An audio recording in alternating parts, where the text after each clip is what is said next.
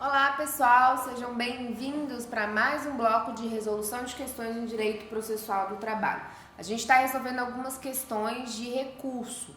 Então, o que a gente percebe aqui, qual é o perfil da FGV quando ela cobra o sistema recursal? Ela basicamente quer saber de você se você sabe qual é o recurso cabível em determinada situação. Então você precisa compreender o sistema recursal e sempre que você estiver ali lendo todas as espécies de recurso, eu preciso que você sempre faça uma associação com o cabimento, porque o cabimento do recurso é o mais importante aqui para a FGV. Pelo menos as questões de recurso mais recorrentes cobram cabimento recursal. Vem para a tela comigo, já vamos começar aí na questão 41. Eu trouxe para vocês uma questão de 2017 do 24º exame. Olha o que fala aí essa questão. Contra ato de juiz do trabalho que determinou a antecipação de honorários periciais, a gente sabe que não pode antecipar honorário, ok? Então, você está querendo, provavelmente ele quer interpor aí alguma medida contra esse ato. Seu cliente, né, ele determinou que o seu cliente antecipasse os honorários periciais, mesmo não tendo ele condições financeiras para arcar com esse custo. Você, na defesa dos interesses do cliente, impetrou mandado de segurança contra o ato judicial, mas por uma unanimidade não teve a segurança concedida. Você impetrou, de fato, esse mandado de segurança, mas o seu mandado de segurança não foi frutífero. De acordo com a CLT, assinale a opção que indica o procedimento a ser adotado para tentar reverter a decisão. Vamos entender aqui, pessoal. Você está na primeira instância, então você fez um pedido, né? O juiz primeiro, ele determina. Aqui eu tenho uma decisão interlocutória do juiz mandando antecipar os honorários. Você impetra um mandado de segurança contra essa decisão, lembrando que o mandado de segurança é uma competência, nessa situação, é de competência originária do TRT. Você impetra o seu mandado de segurança lá no TRT. Se o TRT dá um acórdão dizendo que não atende, não defere a sua segurança, desse acórdão que defere, aqui eu teria não vou colocar terceiro para você não achar que é instância, vou colocar TST, tá? E aí você tem um acórdão, né? Um acórdão que não atende a sua segurança. Qual é o recurso que cabe aqui dessa decisão, desse acórdão? É um RO. Por que é o RO? Percebam vocês que a FGV cobra bastante a hipótese de cabimento do recurso ordinário quando a ação é de competência originária do TRT. Então, anota aqui, esse MS é de competência e MS não é recurso, né? É uma ação constitucional ordinária. Então, esse mandado de segurança é de competência originária do TRT porque a autoridade coatora é o juiz de primeira instância. Então, ele é de competência originária do TRT. Segunda vez que a gente já resolve questão aqui em relação a isso. Entendendo esse panorama, vamos aí resolver a questão. De acordo com a CLT, assinale a opção que indica o procedimento a ser adotado para tentar reverter a decisão. A. Interpor RO para o TST. Perfeito. É exatamente a letra A. A gente quer, nesse caso, interpor um recurso ordinário para o TST. Exatamente aí a previsão. Vamos ler aqui os outros itens? Então, A aqui está correta. B. Interpor agravo de instrumento para o STF? Jamais. C. Interpor agravo para o próprio TRT? Jamais, tá? Nada mais pode ser feito porque se trata de decisão recorrível? Errado. O acórdão, ele é recorrível. Então, vamos aí para a questão 42, questão de 2017, do 23º exame.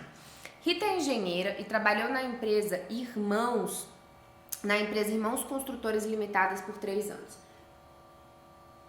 Ao ser dispensada, ajuizou a ação trabalhista em face da ex-empregadora. Como tinha experiência na área de recursos humanos de empregos anteriores, decidiu ela própria fazer sua defesa jurídica, não buscando, portanto, a assistência de advogado ou sindicato. Elaborou a petição inicial, compareceu à audiência e formulou perguntas para testemunhas e para a parte ré. Ao término da instrução, o juiz prolatou sentença de improcedência do petitório de Rita, a qual, inconformada, interpôs RO que teve provimento negado, sendo mantida a sentença de primeiro grau. Ainda inconformada, adotando o mesmo sistema, entendendo ter havido violação literal de dispositivo constitucional, tanto na sentença de primeiro grau como no acórdão, Rita, da mesma forma e desacompanhada de advogado, interpõe recurso de revista. A gente já resolveu essa questão lá, quando a gente estava falando dos atos iniciais, né, nos blocos iniciais das questões de processo do trabalho, e a gente viu que a correta é a letra D, né, a resposta correta é a letra D, porque não pode haver aqui ius postulandi, né? Quando a gente fala do ius postulandi, a gente até detalhou isso lá, volta um pouquinho os últimos blocos, os primeiros blocos, se você não está lembrado, mas quando a gente fala do ius postulandi, ele está previsto no 791 da CLT, e a gente tem algumas exceções, tá? A gente tem as exceções lá da súmula 425, deixa eu só arrumar isso aqui. A gente tem as exceções da súmula 425 do TST, tá? Só pra gente lembrar, a regra é o ius postulandi. Quando que eu não terei ius postulandi? Quando que é vedado o ius postulandi? Segundo a súmula 425 do TST, ação rescisória, mandado de segurança, ação cautelar e recurso de competência para o TST, que foi exatamente a situação prevista aqui na questão. Então, esse recurso ele seria inadmitido por irregularidade de representação, exatamente porque a parte interpôs recurso de revista para o TST sem estar acompanhada de advogado. Lembra também que eu comentei com vocês de uma nova exceção aí inserida pela reforma trabalhista, que é a situação do 652 da CLT, na ocasião da homologação do acordo extrajudicial. A reforma exige aí, para a homologação do acordo extrajudicial, que ambas as partes estejam acompanhadas de advogado. Então, a gente tem mais uma exceção a ius postulandi. Beleza? Próxima questão aí, vamos para a questão de número 43. Uma prova de 2017, é uma prova do 22º exame. Em reclamação trabalhista, que se encontra na fase de execução, então sempre registra aqui, pessoal, quando ele está falando de fase de execução, isso é muito importante, tá? Sempre que estiver falando de fase de execução, faz o registro. O executado apresentou exceção de pré-executividade. Após ser conferida vista à parte contrária, o juiz julgou-a procedente e reconheceu a nulidade da citação. Então, aqui a gente teve uma exceção de pré-executividade julgada procedente, reconhecida ali a nulidade da citação e de todos os atos subsequentes, determinando nova citação para que o réu pudesse contestar a demanda. Considerando essa situação e o que dispõe a CLT, assinale a opção que indica o recurso que o exequente deverá apresentar para tentar reverter a decisão. Pessoal, sempre que a questão estiver falando de execução, já se atente para a alta probabilidade de ser agravo de petição. Porque, em regra, o agravo de petição só cabe na execução. Então, o mais comum aqui é que quando a questão está falando de execução, caia agravo de petição. É óbvio que você tem que analisar, porque poderia que se esse agravo de petição, a questão for constitucional, ainda caberia recurso de revista do acórdão que decidiu o agravo de petição. Mas na maior parte das vezes, falou em execução, pode marcar agravo de petição, tá? Sempre dá aquela analisada na questão, porque pode ter um peguinho, mas em regra é agravo de petição. Questão 44, aí foi uma reaplicação em Salvador, Bahia. Em reclamação trabalhista, o juiz atende ao pedido expresso do autor na petição inicial e de plano defere tutela de urgência. Então, aqui a gente teve um deferimento de tutela de urgência para que a empresa entregue o PPP. Você não precisa se preocupar com o que é o perfil profissiográfico previdenciário, ele não vai te perguntar detalhes do PPP, mas o PPP, só para você conhecer, é um documento em que a empresa faz o registro das questões de saúde, segurança, as atividades que o trabalhador está inserido. É um documento, em geral, exigido para atividades de risco. Esse PPP ele é utilizado para o trabalhador depois requerer aposentadoria especial.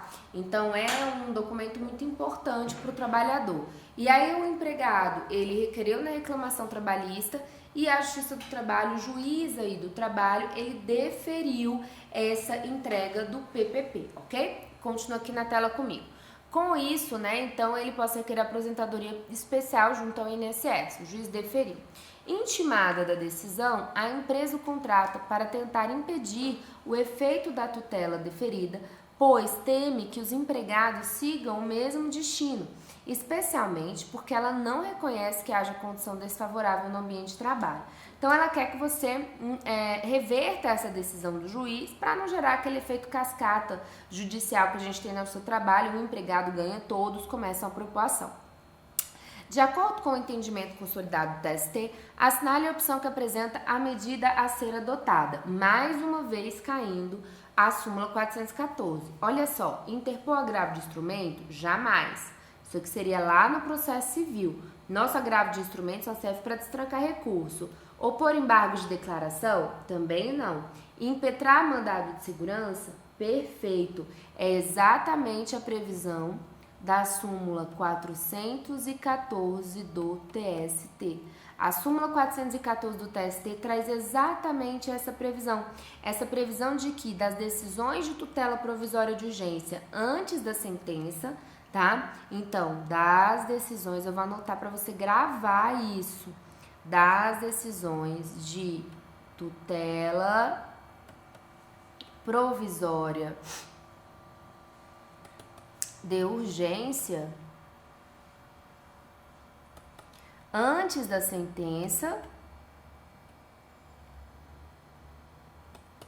caberá a impetração de mandado de segurança. Não esqueçam de ler a súmula 414 do TST. RO de jeito nenhum, né? Vamos agora resolver questões aí sobre Vamos resolver questões sobre execução trabalhista. Vamos lá, uma prova de 2018, 27º exame. A sociedade empresária Alfa S.A. está sendo executada na Justiça do Trabalho e em 13 de março de 2018 recebeu a citação para pagamento da dívida que possui em relação ao processo. Então, a gente tem uma sociedade empresária e que está sendo executada.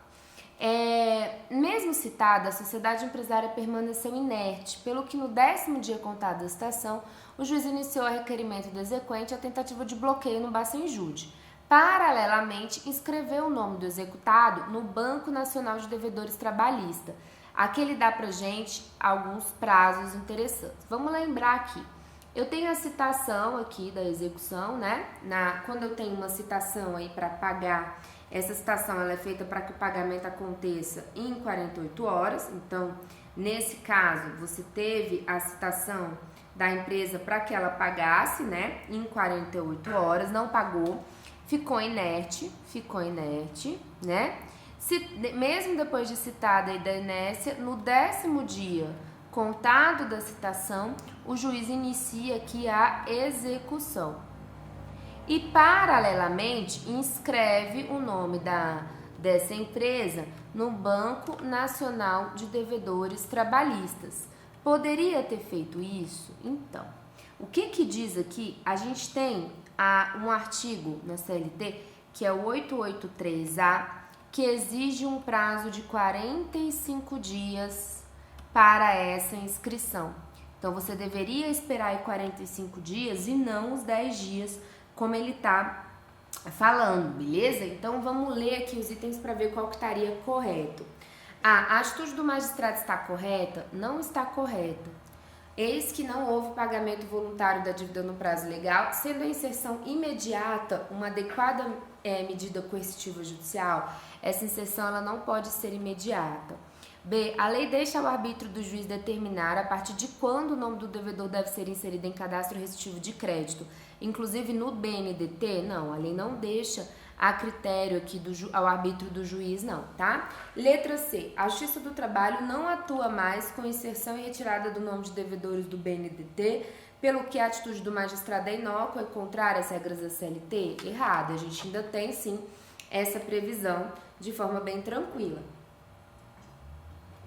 Questão D. A decisão que determinou a inserção do nome do devedor no BNDT está equivocada, porque somente poderia ocorrer 45 dias depois de ele não pagar nem garantir o juízo. Exatamente é a previsão aí da letra D de dado, tá? É exatamente a previsão da letra D de dado, ok? Vamos para a próxima questão, já vamos pular para a questão de número 46. Vamos lá.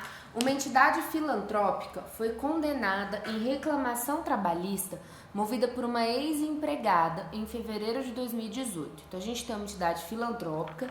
Aqui sempre toma muito cuidado com a entidade filantrópica, entidade sem fins lucrativos, tá? A gente está numa prova de 2018 do 26º exame. Então, aqui a gente está falando de entidade filantrópica. Foi condenada em reclamação trabalhista movida por uma ex-empregada em fevereiro de 2018. Foi a data da reclamação. A sentença transitou em julgado e agora se encontra na fase de execução. Apresentados os cálculos, então, você já teve uma liquidação e conferida a vista executada, o juiz homologou conta apresentada pelo exequente. Então, a gente já teve aquela nossa primeira fase, né, uma fase aqui a última fase, digamos assim, da fase de conhecimento, que é a liquidação. O juiz, ele homologa os cálculos por meio de uma sentença de liquidação, homologação. Dessa decisão de homologação não cabe recurso, lembra? E aí ele homologou os cálculos aqui das contas apresentadas pelo exequente. Em relação à pretensão da entidade de ajuizar embargos de devedor, ou seja, aqui ele vai ser citado, né? Você vai ter a citação, que é quando eu começo a execução, vai ter uma citação para pagar em 48 horas, e aqui eu posso opor esses embargos de execução, em regra garantido no juízo. Só que tem que lembrar que a gente está falando de entidade filantrópica. Então, olha só. Em relação à pretensão da entidade de ajuizar embargos do devedor, e aí cuidado, porque apesar do examinador estar falando embargos do devedor, é a mesma coisa de embargos à execução, tá? A mesma coisa que a gente tem, é a mesma coisa aí que embargos à execução. Então, nesse caso, para questionar a decisão homologatória, assinale a alternativa correta. Não há necessidade de garantir o juízo no caso apresentado para o juízo de embargos de devedor. É exatamente a letra A, porque traz a previsão lá do artigo 884, parágrafo 6º da CLT, que é a previsão de que você não precisaria aqui, não haveria necessidade de garantir do juízo para as entidades filantrópicas. Então, as entidades filantrópicas não precisariam garantir o juízo para os embargos da execução. Então, aqui ela pode opor de direto os embargos. Vou colocar do devedor, que é como a OAB está chamando, mas já tem questão falando de embargos da execução também, tá? É só um outro nome. Vou até colocar aqui para vocês, embargos de devedor é a mesma coisa dos embargos à execução, ok? Letra B de bola. Se a executada deseja questionar os cálculos, deverá garantir o juízo com dinheiro ou bens e então ajuizar embargos de devedor. Aqui a executada entidade filantrópica, ela não precisa garantir o juízo, então B está errada. C. A executada, por ser filantrópica, poderá ajuizar embargos de execução desde que garanta a dívida em 50%? Errado, você não precisa garantir. D. A entidade filantrópica não tem finalidade lucrativa. É errado. Não tem, né? Querendo ou não, ela não tem. Daí, por que não pode ser empregadora? Errado. Ela pode ser empregadora, de modo que a execução contra ela não se justifica. E ela poderá ajuizar embargos a qualquer momento? Errado. Ela pode sim ser empregadora e você pode, inclusive, executar. Vamos para a próxima questão aí, a questão 47. É uma prova de 2018 do 26º exame. Uma entidade filantrópica é a mesma questão? É a mesma questão, pessoal. Repeti aí a questão, perdão. Então, a gente pode cortar aqui essa 47 porque ela tá repetida, tá? Então, ela é repetida, vamos só cortar porque ela é a mesma aí da 46. Vamos para a questão 48, ok? Questão 48. Deixa eu só checar se era a mesma. É a mesma questão. 48. Prova de 2018. Jéssica trabalhou na sociedade empresária Móveis Perfeitos Limitada por 4 anos.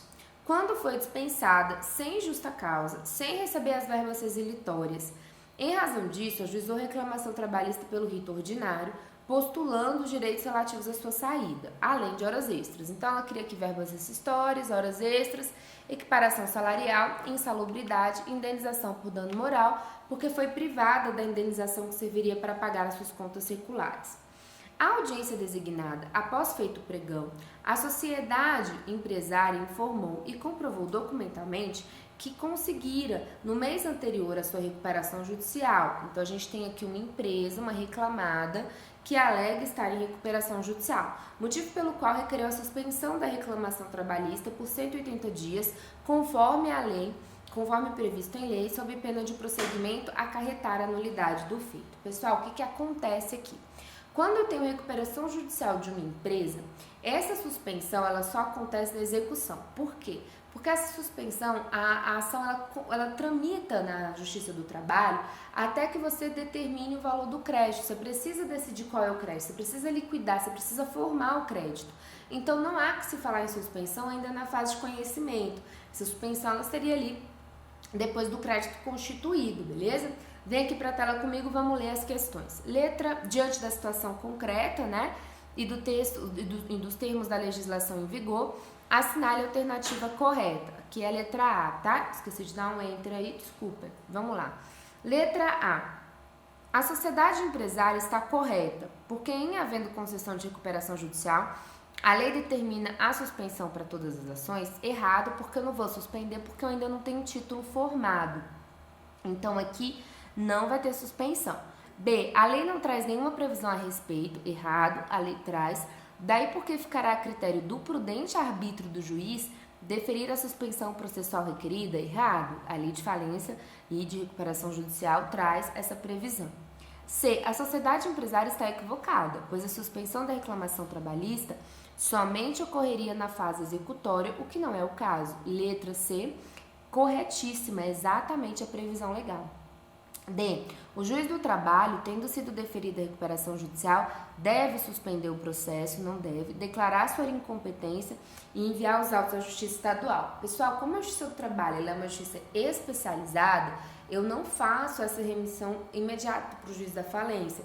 Eu só vou habilitar o meu crédito lá, o crédito que é constituído na Justiça do Trabalho. O que o juiz do trabalho vai ter que suspender, que ele não vai poder fazer, é tocar a execução. Essa é a ideia, beleza? Volta para a tela comigo, volta aqui comigo, perdão. A gente encerra esse bloco por aqui, tá? A gente dá um break e já volta com mais questões de processo de trabalho. Até já!